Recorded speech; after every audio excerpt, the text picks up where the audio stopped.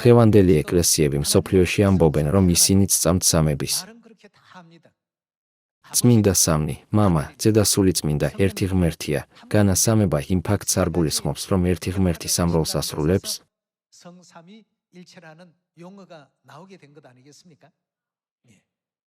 ეს ნიშნავს, რომ ერთი და იგივე ღმერთი ასრულებს როლს როგორც მამა, როგორც ძე და როგორც სულიწმინდა, თუმცა თითოეულ როლს სხვადასხვა დროში ასრულებს.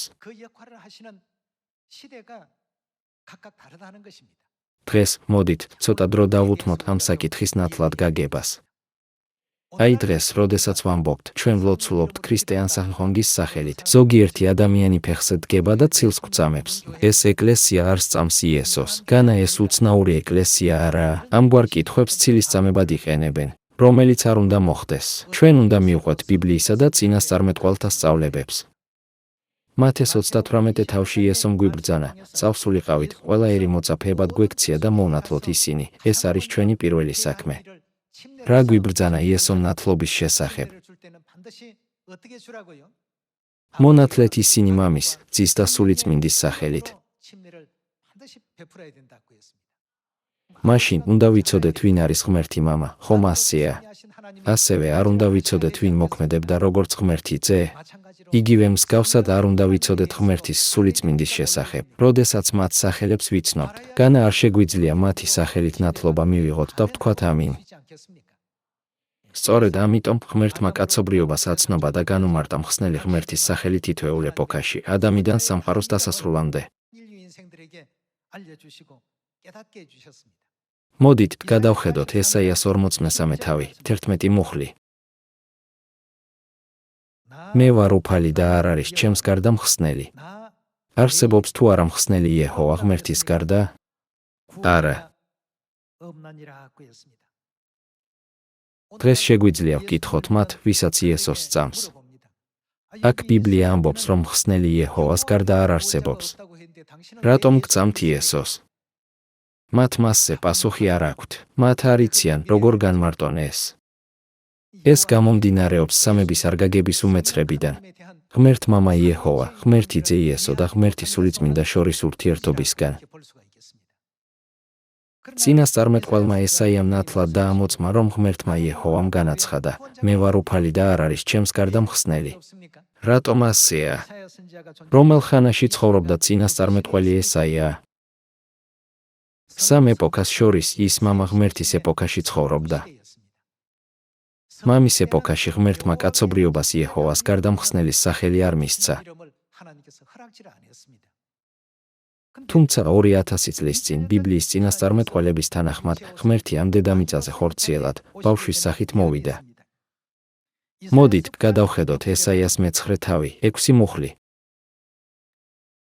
რადგან ვაჟი შეგვეძინა ჩვენ, ძე მოგვეცა და იქნება მთავრობა მის მხრებზე და უწოდებენ მას სახელად, საკვირველს, მრჩეველს, ძლიერ ღმერთს, საუკუნო მამას, მთავარს მშვიდობისა.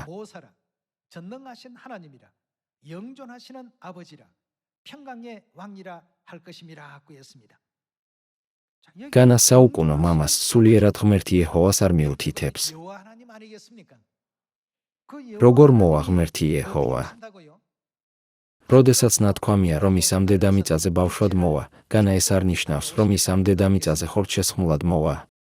ნაცინასწარმეტყველებია, რომ ღმერთი იეჰოვა ხორცშესხმული მოვიდოდა. მიუხედავად იმისა, რომ ის ამ დედამიწაზე ბავშვად მოვიდოდა, ის ჩვენი სულიერი მამაა, რომელიც მარადიულად ცოცხლობს. ის ხორცშესხმული მოვიდა 2000 წლის წინ ბეთლემში იესოს სახელით. როდესაც ღმერთი იეჰოვა გამოჩნდა ამ დედამიწაზე და სახელი იესოდ გადაარქვა. რომელი ეპოქა დაიწყო ამ მომენტიდან? ძის ეპოქა დაიწყო. შემდეგ გადავხედოთ საქმეების 4 თავს, რათა გავიგოთ ძის ეპოქაში მხსნელის შესახებ. მოდით გადავხედოთ საქმეების 4 თავი, 11 მუხლი. ეს არის ქვა, რომელიც უკვაგდეთ თქვენ, მაშენებლებმა და რომელიც ქვაკუთხედად იქცა. სხვაში არავისში არ არსებობს ხსნა, არც არის ცის ქვეშ ხალხისათვის მიცემული სხვა სახელი, რომლითაც გადავრჩებით.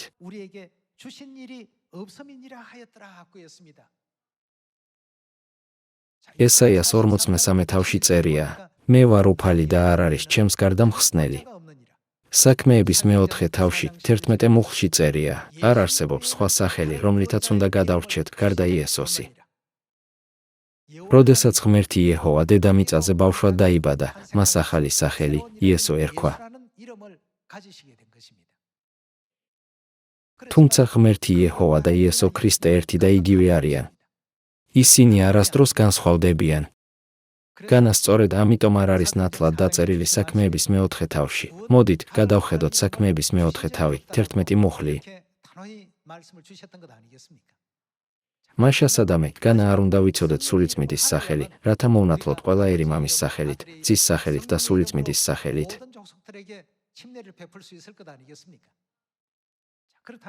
მაშინ რა არის სულიწმიდის სახელი?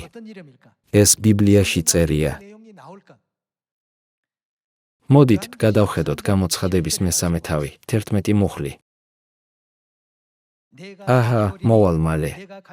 გეპყრას რაც გაქვს, რათა არავინ წაგართვას შენი გვირგვინი. გამარჯვებულს გავხდი სვეტად ჩემი ღვთის ტაძარში და იგი აღარ გავაგარეთ. დავაწერ მასზე ჩემი ღვთის სახელს და ჩემი ღვთის ქალაქის, ახალი იერუსალიმის სახელს, რომელიც ციდან ჩამოდის ჩემი ღვთისაგან და ჩემს ახალ სახელს.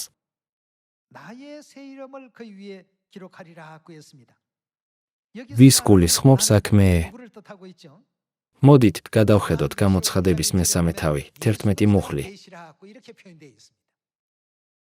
იესოს ახალი სახელი უნდა გამოჩნდეს. ღმერთი იეჰოვას ახალი სახელი იყო იესო.